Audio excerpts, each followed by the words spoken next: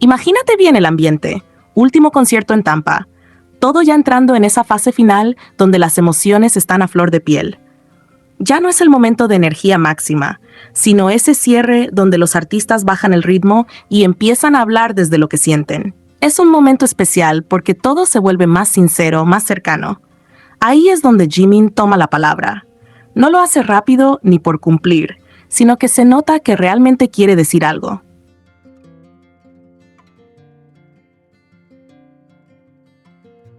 Su forma de hablar es tranquila, cálida, muy conectada con el público. Se siente ese vínculo que él siempre crea con los fans, como si por un momento el estadio desapareciera y quedara solo esa conexión. En medio de ese discurso, Jimin dice "te amo", y lo dice de forma directa, sin vueltas. Es importante recalcar esto. Ese "te amo" está claramente dirigido a los fans.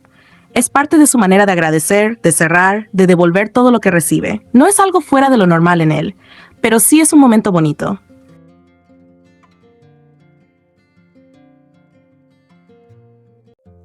Hasta ahí, todo encaja dentro de lo esperado. Pero lo que hace que este momento pase de ser lindo a ser muy analizado es lo que ocurre inmediatamente después y que involucra a Jungkook. Mientras Jimin está hablando, Jungkook está ahí, mirándolo. Pero no es una mirada casual, no es de esas donde simplemente estás viendo al compañero porque está hablando. Es una mirada más enfocada, más atenta, como realmente siguiendo cada palabra.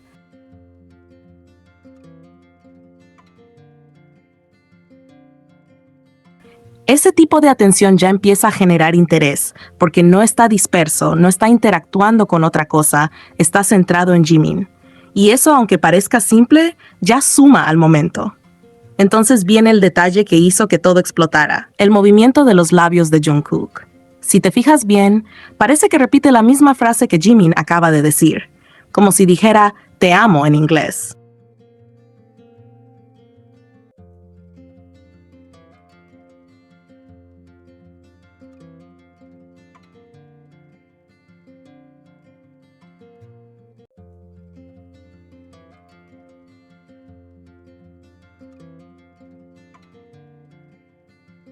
Y cuando algo así pasa, obviamente se empieza a analizar desde todos los ángulos. Pero lo más interesante no es solo si lo dijo o no.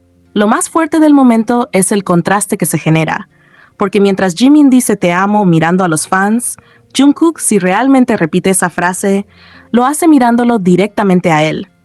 Ese pequeño detalle cambia completamente la percepción, porque ya no es una frase lanzada al aire, sino algo que parece dirigido a una persona específica.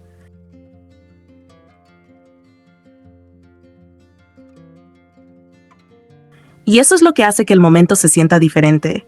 No es algo exagerado, no es una escena armada, es súper sutil. Y justamente por eso engancha tanto, porque se siente natural, espontáneo, como algo que simplemente pasó. Ahora, esto no se analiza como algo aislado. Se conecta directamente con otros comportamientos que tú mencionas y que muchos fans han notado antes.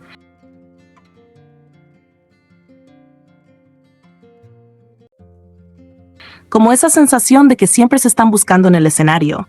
No es algo obvio, no es que corran uno hacia el otro todo el tiempo. Son detalles pequeños, coincidir en lugares, mirarse, terminar cerca. Pero cuando pasa repetidamente, deja de parecer casual. También está el tema de la cercanía física, que es clave. Jungkook no parece tener problema en tocar a Jimin, en acercarse, en invadir un poco ese espacio personal, y lo hace de forma muy natural, sin pensarlo demasiado.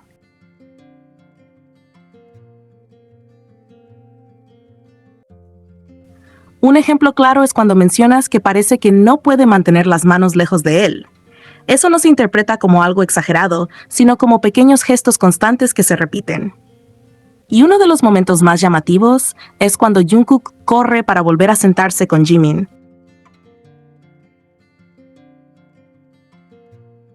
Ese detalle es importante porque no hay ninguna necesidad dentro del concierto de hacer eso. Podría quedarse en otro lugar, no pasaría nada, pero decide volver a su lado. Y ese tipo de decisiones son las que más llaman la atención, porque no tienen una explicación técnica.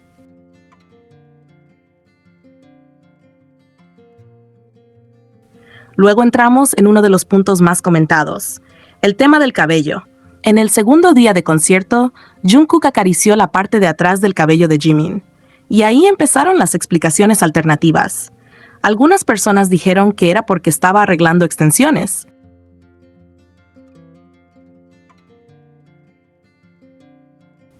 En el último concierto, Jungkook vuelve a tocar el cabello de Jimin, pero de una forma mucho más clara. Esta vez no es atrás, sino adelante. Lo acomoda, incluso llevándolo detrás de la oreja. Ese gesto es clave porque ya no parece algo técnico ni casual, es un movimiento más personal, más cercano. Es el tipo de gesto que haces con alguien con quien tienes confianza. No es necesario para el show, no aporta nada a la presentación. Es simplemente una acción que ocurre. Y eso es lo que la hace significativa para quienes lo observan.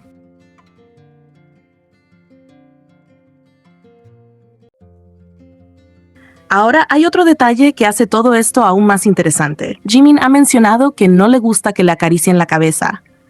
Ese dato cambia completamente la interpretación, porque si no le gusta, pero con Cook no muestra incomodidad, entonces estamos viendo algo diferente.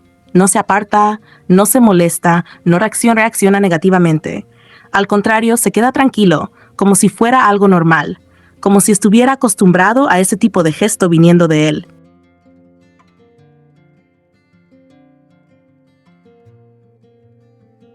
Y eso es lo que muchos resaltan.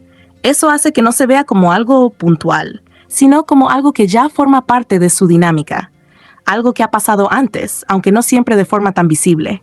Entonces, cuando vuelves al momento de Tampa, al te amo, a la mirada, al movimiento de labios, todo cobra más sentido dentro de ese contexto. Ya no es solo un detalle aislado.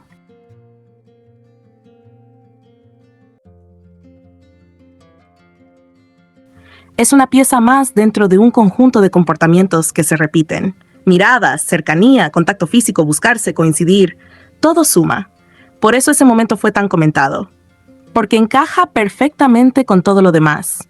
No es algo que aparezca de la nada, sino algo que continúa una dinámica que muchos ya venían observando.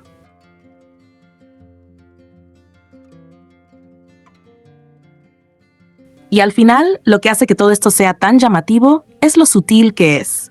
No hay declaraciones directas, no hay gestos exagerados, son pequeños detalles. Pero justamente esos pequeños detalles son los que más se sienten reales, los que más se analizan, y los que hacen que un momento de segundos termine siendo recordado y comentado tanto tiempo.